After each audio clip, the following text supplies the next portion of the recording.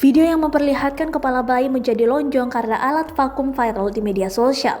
Diketahui, video itu dibagikan oleh akun @makassar_info sehari lalu dengan menyertakan keterangan, bentuk kepala bayi yang lonjong ke atas disebabkan karena proses kelahiran di mana pada saat proses melahirkan, si kecil susah keluar sehingga biasanya dokter akan melakukan vakum atau forceps yang membuat kepala bayi bunda menjadi lonjong. Dan bentuk kepala bayi yang lonjong akan beresiko bahaya untuk tumbuh kembang bayi jika dibarengi dengan kondisi kepala yang peang. Hingga Jumat 8 Januari 2021, video ini sudah ditonton lebih dari 440.000 kali dan mengundang warganet lain untuk berkomentar.